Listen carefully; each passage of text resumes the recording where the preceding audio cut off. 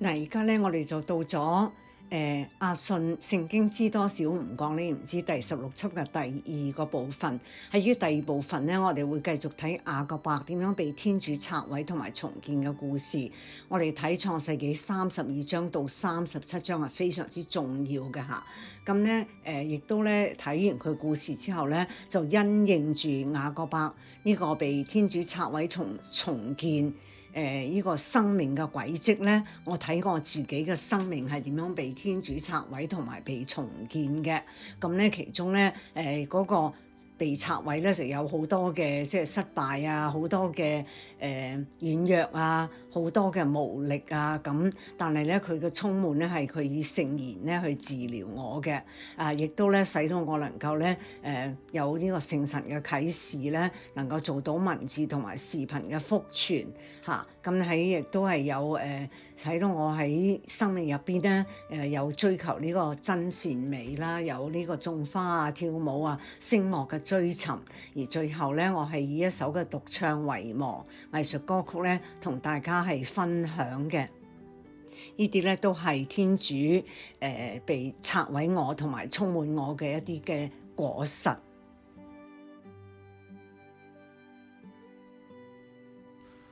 嗱，而家咧我哋就到咗32章25節，即係雅各伯嘅故事啊嚇，生平嘅故事最重要嘅一環。雅各伯咧佢個家人咧就過咗約旦河啦，咁佢自己一個人咧留喺後面。咁夜晚嘅時候咧，有一個人同佢搏鬥，一直到曙光破曉嘅。呢個人咧覺得自己唔能夠制勝雅各伯，就喺佢嘅大腿窩上面咧打咗一下嘅。咁雅各伯個大腿窩咧就脫咗節啦。咁好多人都問啊，究竟呢個係邊個嚟嘅咧？係天主自己啊，定係天使啊，定係乜嘢嘢咧？咁我哋要睇到嗰個意思喺邊度？釋經家咧就教我哋睇啦嚇。呢個咧係天主，佢唔係唔能夠制勝雅各伯，而係要俾雅各伯認識到咧自己肉身入邊嗰個大腿窩，即係象徵咩？即係佢嘅弱點。非常之強大，非常之頑固啊！所以咧，整夜天主同佢搏鬥，直到曙光破曉，雅各伯咧都即係冇跌低啊！嚇，都係一路係咁同天主搏鬥，證明乜嘢嘢咧？即係話我哋嘅弱點，我哋嘅頑固，如果唔係真心去順服咧，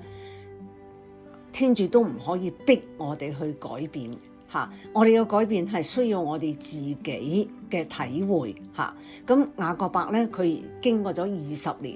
覺得天主係與佢同在，經歷咗天主俾我好多好多嘅保護啊，同埋好多嘅恩寵啊嚇。但係佢嘅弱點喺天主面前咧，都係唔肯完全倒下嘅，心中嘅詭詐一有機會咧，都係會冒出嚟嘅。呢個咧就係我哋嘅寫照啦。我哋咧係要記住，我哋每一個人都係雅各伯，我哋每一個人咧都有一個大腿窩，即係嗰個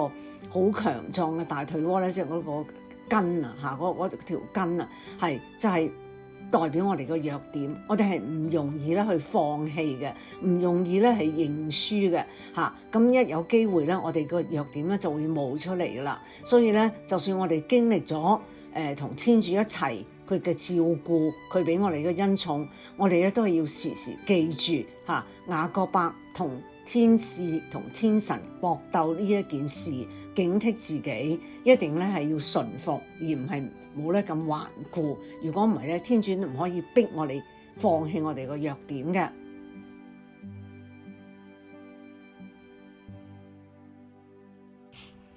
咁喺創世紀32章28至29節咧，嗰個同雅各伯搏鬥嘅人咧就問你叫咩名？咁佢話我叫雅各伯。咁嗰人就話你個名咧以後唔再叫雅各伯啦，要叫做以色列，因為你與神與人搏鬥佔了優勢。嗱，雅各伯一生咧都係同人哋搏鬥嘅，即係同人哋較力啊嚇。因為喺母胎咧，佢咧就欺騙咗佢嘅兄弟，壯年咧又與天神搏鬥。應該係亞先知12章第3節嗱。以色列呢個名嘅意思咧係天主勝過，天主俾雅各伯咧改咗個名叫做以色列，就係話佢咧而家咧已經失去咗佢天生出嚟中意同人哋較力，中意奪取啊，中意找住，中意係用詭詐咧去獲得佢嘅利益呢種嘅能力，轉而咧而家咧牢牢咁找住天主嘅祝福，咁天主咧就可以為佢咧較力啦，即係幫助佢啦，咁先至係真正嘅得勝。咁我哋咧都係一樣啊嚇！只要將我哋放棄咗我哋自己嗰啲弱點，順服咧，天主先係要成為我哋嘅力量，咁先係我哋真正嘅得勝，而係唔係咧靠我啲弱點咧係得到力量嘅。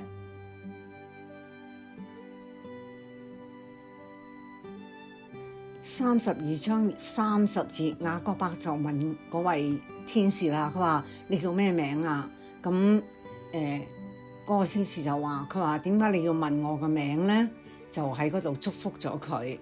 咁雅各伯咧就俾叫嗰笪地方叫做培尼爾，即係話自己面對面見到了神啊！我嘅性命咧仍然得到保存。雅各伯靈性生命咧到呢個時候咧就甦醒咗啦。佢領悟到咧同佢摔跤嘅人，即係同佢鬥力嘅人咧係天主自己。佢亦都發覺自己20年過去嘅20年靠嘅都係乜嘢嘢咧？係自己嘅能力嚇，去同厄撒烏啦，或者從拉班咧較力嚇。咁其實咧，佢亦都體會到天主就係利用呢啲咁樣嘅佢做嘅嘢嚇，俾佢感受到自己嘅弱點係幾咁頑強，幾咁固執嚇。所以咧頭先天主同佢搏鬥咧，就俾佢知道嚇，你其實你以為你同人哋搏鬥係靠你自己力量，其實天主係藉着咁樣俾你體會到你嘅弱點，你嘅固執係幾咁頑強嚇。咁所以天主咧就要俾你體會到，你除非自己願意放棄，否則咧天主都唔可以強迫叫你咧係放棄你嘅依賴，你嘅弱點嘅。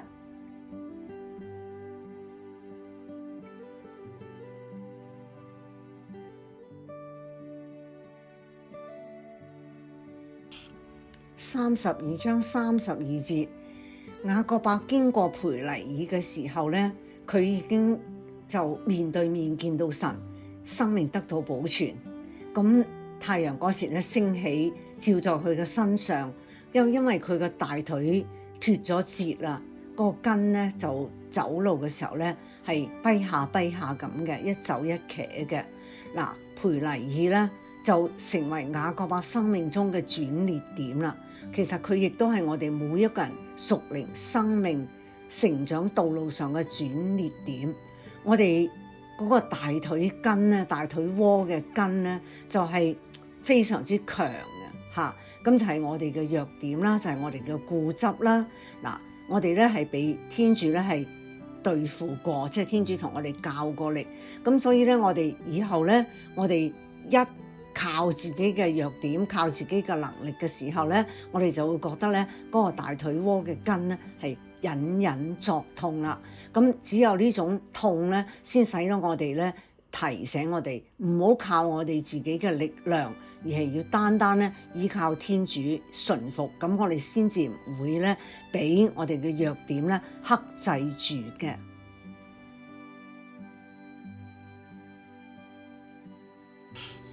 去到創世紀33章1至3節咧，雅各伯咧就睇到咧哥哥厄撒烏咧帶咗400人前嚟嘅，咁佢就將嗰啲細路仔啊、妻子啊嗰啲咧就擺喺後邊，自己就走到前邊7次咁伏地叩拜下，向走到佢哥哥嘅面前啦。厄撒烏咧就跑嚟抱住佢喺佢個頸上咧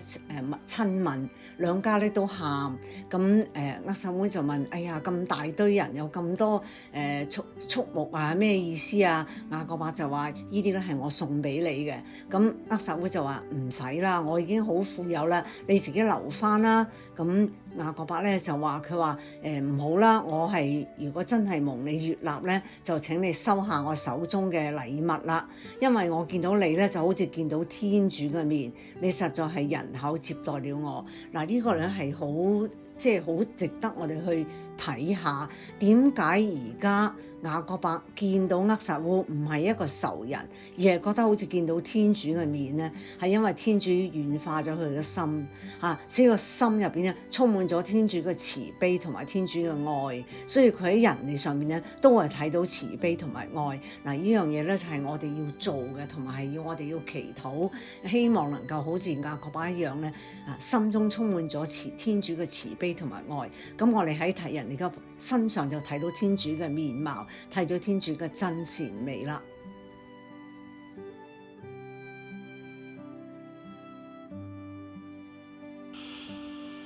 創世紀33章11至12節咧，雅各伯咧就同哥哥講啦：你收低啲禮物啦，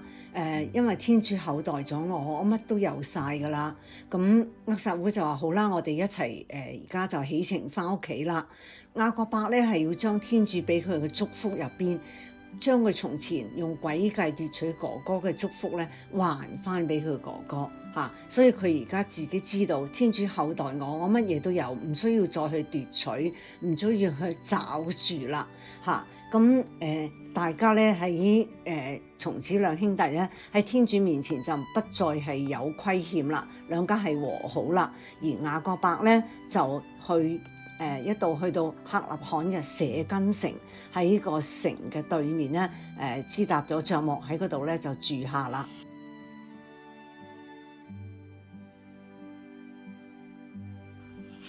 天主咧本來係叫雅各伯咧係一直咧去貝特耳嚇，唔係喺舍根度停留。但係因為舍根呢個城市咧係東西南北呢個商道嘅樞紐啊，所以係非常之發達嘅。而雅各伯咧就冇聽天主叫佢去貝特耳嗰度啦，佢就喺嗰度咧就停留咗，結果咧就係發生咗一件悲劇嘅。嗱，咁啊勒亞咧同雅各伯生有個女叫做狄勒，呢個女咧當時16、17歲，佢就想出去睇下世界啦。咁當佢出到去睇世界嘅時候咧，當地即係舍根城嘅酋長啊，一個希威人叫做哈摩爾個仔叫舍根，就見到佢覺得佢好靚，就強姦咗佢啦嚇。咁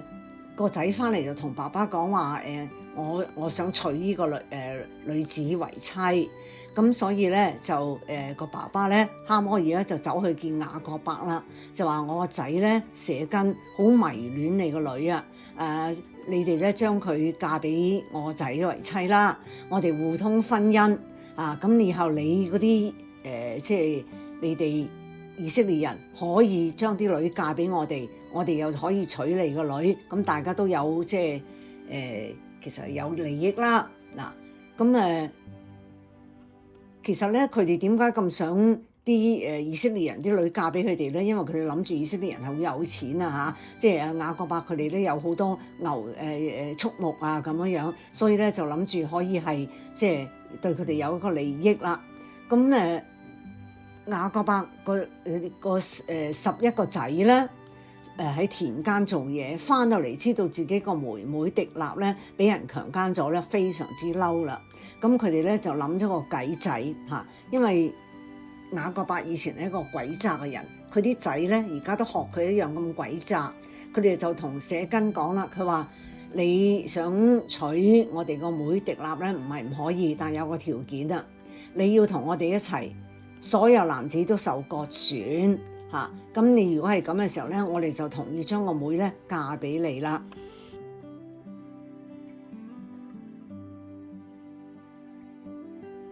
咁當所有舍根嗰啲男人咧受咗割損之後咧，去到第3日，佢肉體非常之痛噶嘛。咁雅各伯嘅2個仔，狄勒嘅哥哥西默安同埋勒微就各自拿咗一把刀，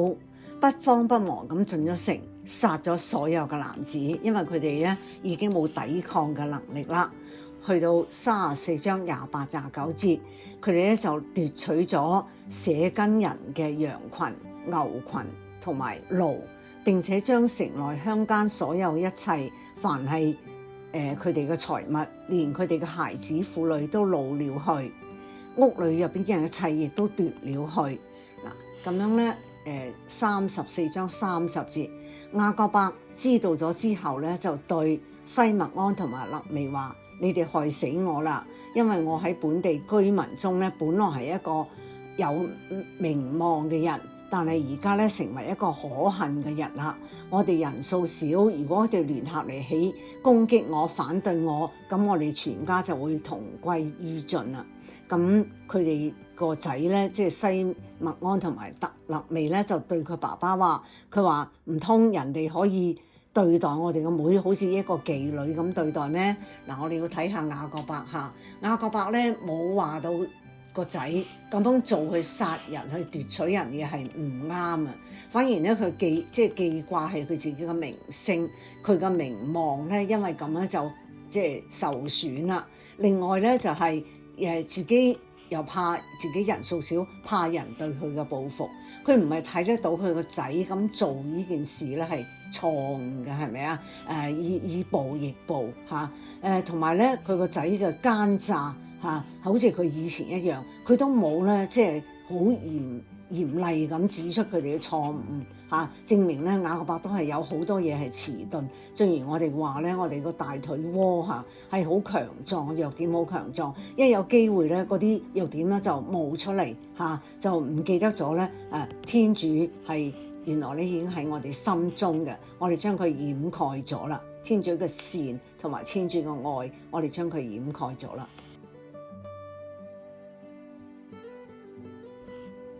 嗱，而家咧，我哋去到35章咧，我哋就要睇下天主點樣徹底嘅拆毀雅各伯，徹底拿走佢嘅最深愛嘅嘢啦。嗱，喺35章19節咧，勒克爾咧就生佢嗰個細仔咧就係本雅明難產，所以咧就死咗嘅。雅各伯咧好中意勒克爾嘅，咁而家咧勒克爾本來係佢心中嘅偶像，而家咧天主將佢拎走。咁另外去到35章21至22節咧，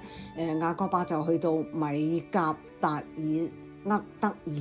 爾個地方，咁喺嗰度咧就停低嘅。而佢好中意個仔，個大仔叫做勒烏本。個大仔咧竟然咧係同佢嘅妾侍咧，同佢爸爸個妾侍咧毗爾哈咧同睡嘅。咁當然咧，雅各伯非常之嬲啦，咁就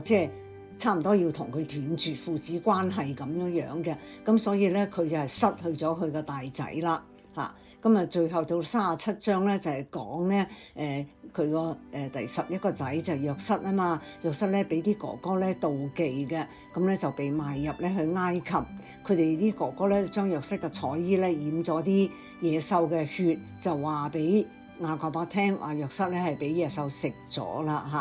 嚇。咁所以咧佢咁鍾愛嘅仔約瑟咧，亦都係失去啦嚇。咁所以佢係好悲哀，佢話我只有悲哀地下到陰府往我兒那裏去，他的父親這樣哀悼他嚇，就非常之經歷我哋人生嚇，我哋喺呢個世上所依靠嘅，所揸住嘅嘢嚇，天主咧要佢成為一個徹徹底底完全依靠天主人，就使佢經歷呢啲咁嘅失去啦，先至能夠將佢充滿咧天主嘅愛同埋天主嘅慈悲嘅。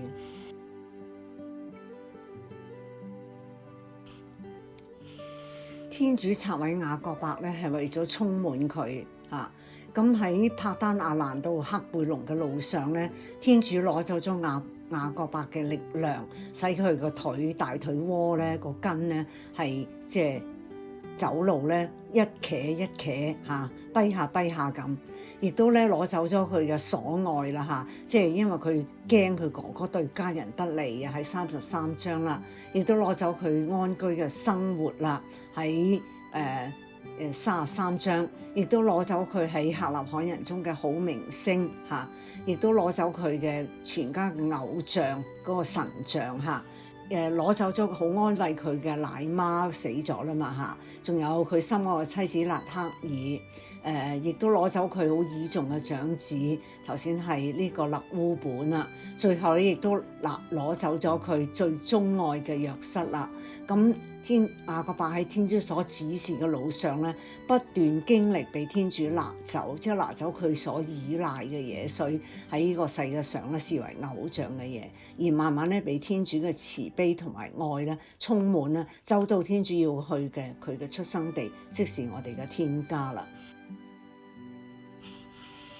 咁喺天主點樣拆毀同埋重建我嘅自傳入邊咧，我都係講俾大家聽咧。我係點樣天主由我人生嘅低谷喺做護士嗰度就出谷啦，去找到我喜愛嘅教書嘅職業當我唔能夠咧繼續完成神學嘅訓練即係我想移民咧繼續讀呢個神學嘅碩士咁樣咧，冇辦法繼續嘅時候咧，天主就俾咗我條路，等我自己咧去學習呢個釋經啦。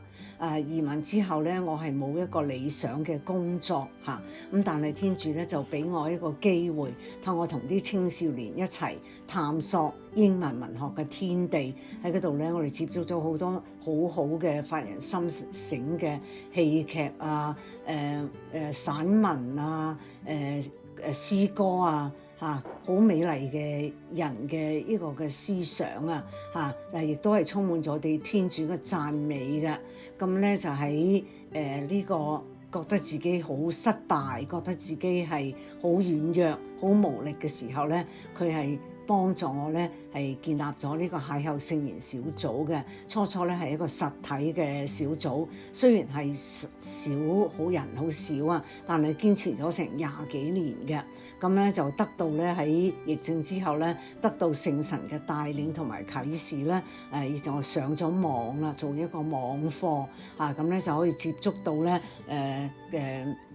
溫哥華多倫多加拿大美國澳洲甚至香港即係各地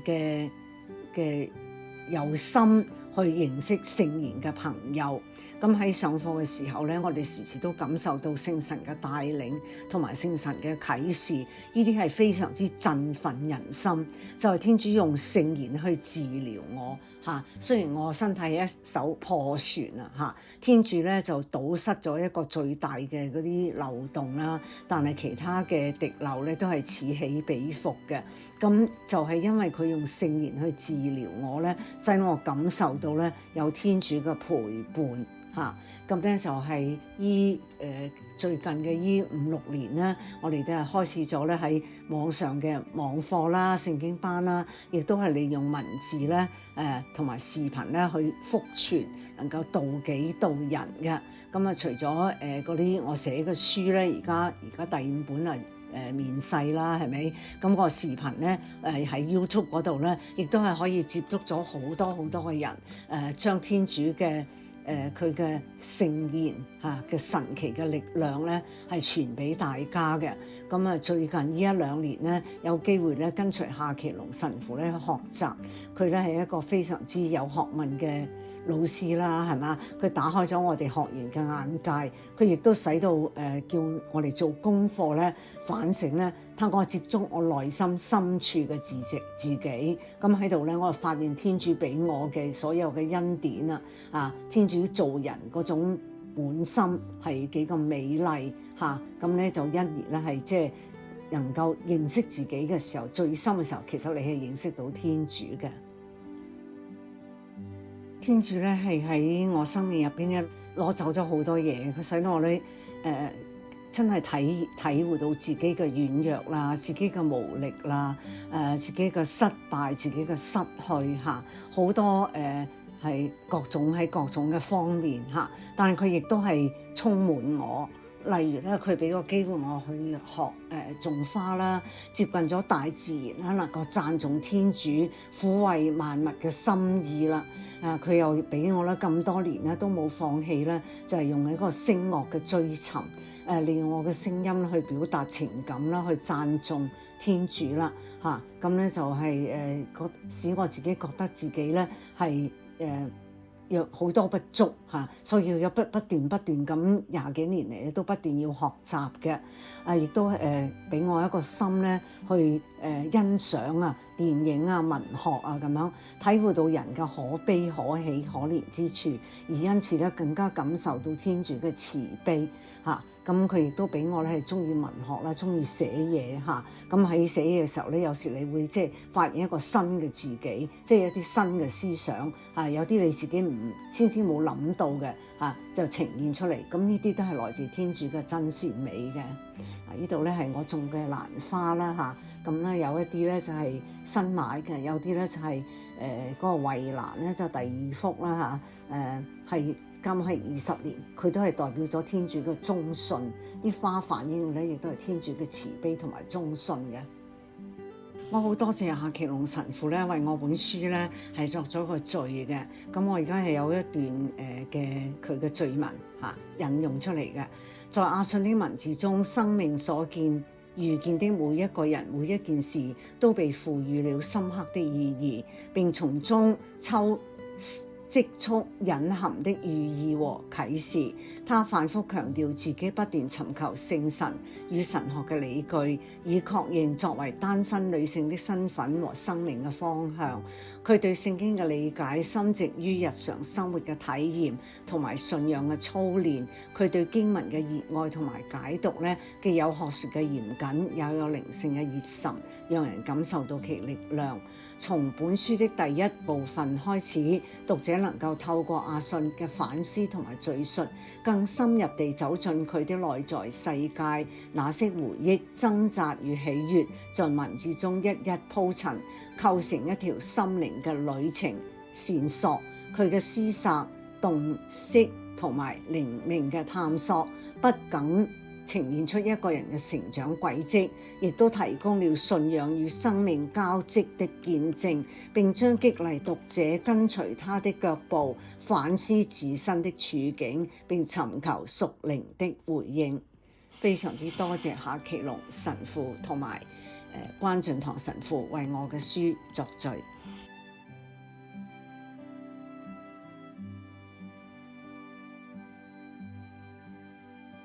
嗱，依家同大家欣賞下我種嘅花。喺第1行由左邊開始係月見草、鐵線蘭，跟住有2個牡丹。第2行咧下邊就左邊開始咧 Lily of the Nile， 跟住咧就係有呢個大麗花、初菊同埋牡丹嘅。咁當然係有好多啦，依家都係即係冇乜時間咧係介紹晒俾大家睇。讓我哋一齊讚頌天主嘅佢創造嘅奇妙，同埋佢嘅創造嘅萬物嘅美麗。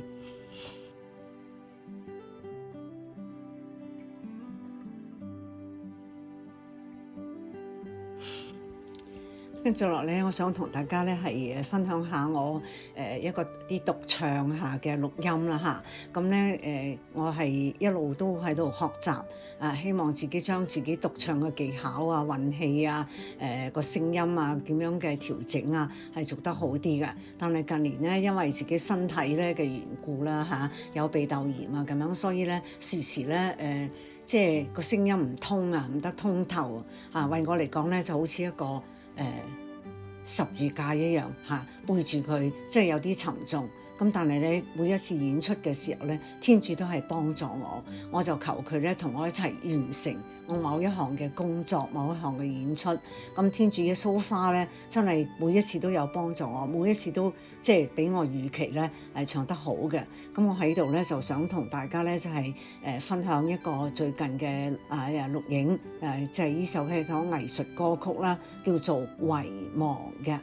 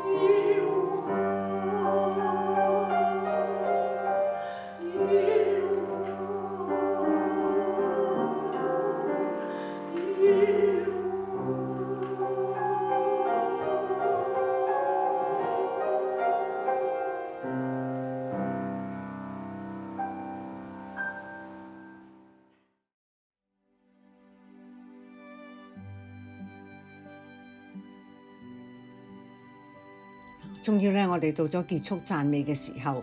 我想用依撒意亞先知書58章11節，上主必要時常引領你在乾枯之地，使你心滿意足，並使你嘅骨頭堅強有力。你將成為一座灌溉嘅樂園，一個總不枯竭嘅水泉。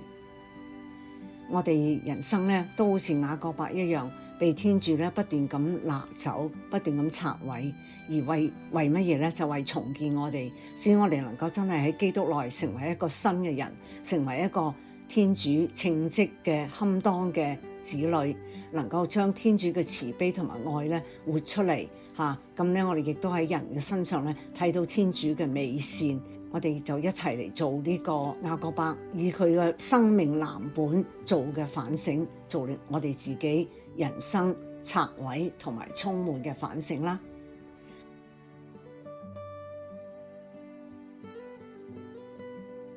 我哋已經睇咗雅各伯點樣被天主拆毀同埋重建。我亦都同大家分享咗我自己點樣被天主拆毀同埋重建，所以而家咧係一個時候咧，邀請大家去買一本書喺塔冷通心靈書局，咁攞住本書睇咗之後咧，你就可以做你自己